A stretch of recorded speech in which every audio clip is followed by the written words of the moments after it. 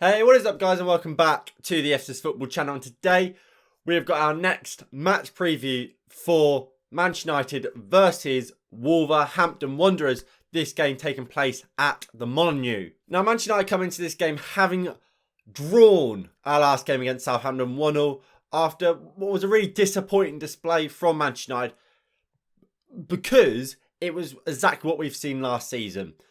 And we had hoped after that Leeds game, we had turned a corner. We've gone into this season a better team. But it looks like we're just the same old Manchester United. And what made it further disappointing is it was the same Ollie. No new signings from last summer or this summer played. Well, started the game. And it was no Van der Beek again.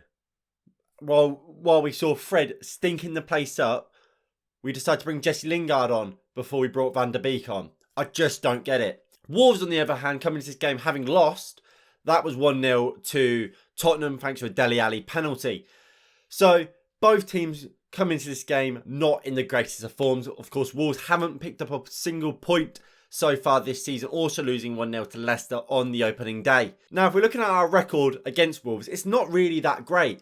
We always seem to struggle against Wolves. I remember Ollie's first season, when he took charge, we played him, was it 2 or 3 times under Ollie?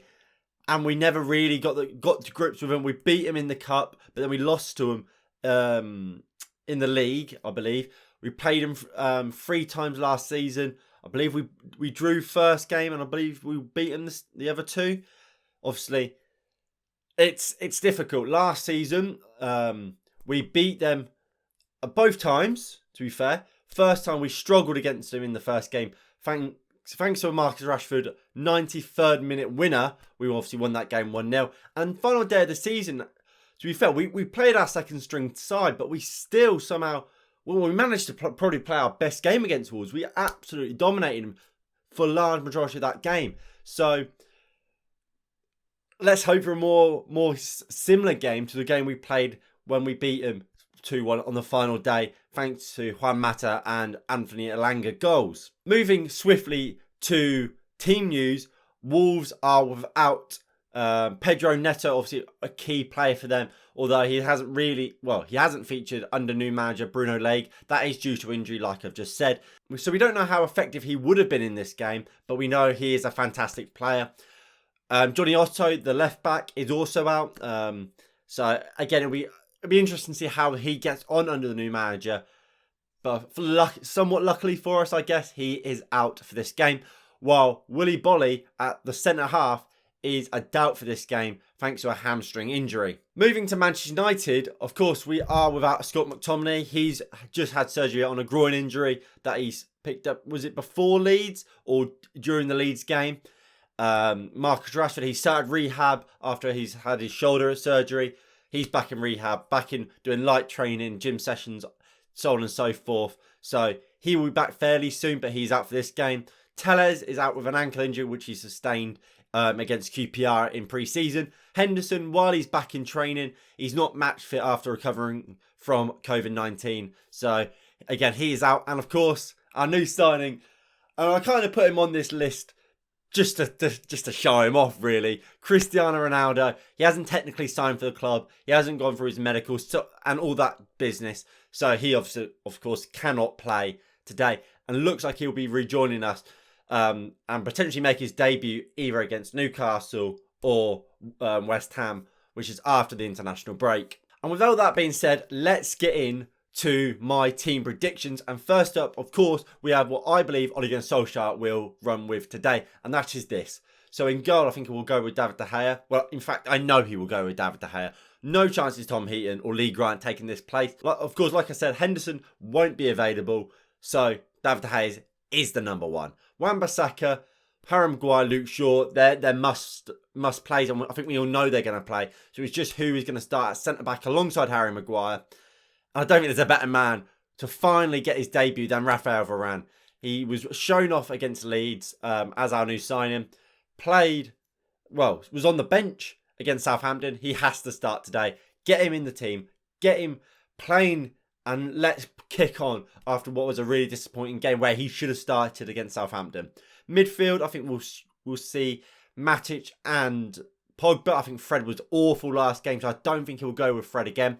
I think we saw Matic and Pogba play together at the end of the Southampton game, so I think we'll probably see that again today, which means I think he will go Jadon Sancho off the left, Greenwood off the right, Bruno at 10, Martial up top. I just have a weird feeling he's going to go with this. I don't know why. I don't think he wants to play Van der Beek.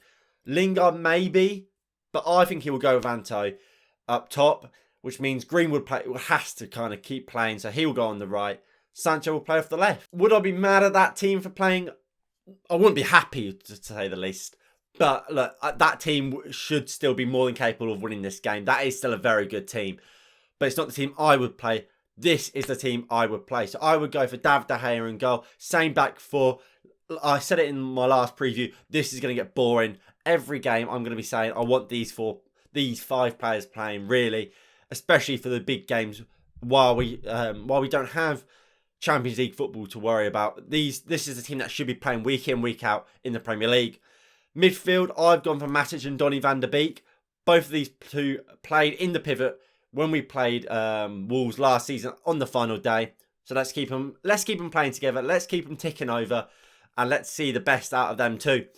Paul Pogba then starts on the left. I think Paul Pogba, he's doing really well off the left-hand side. So let's keep him playing there. Let's keep seeing the best out of Paul Pogba.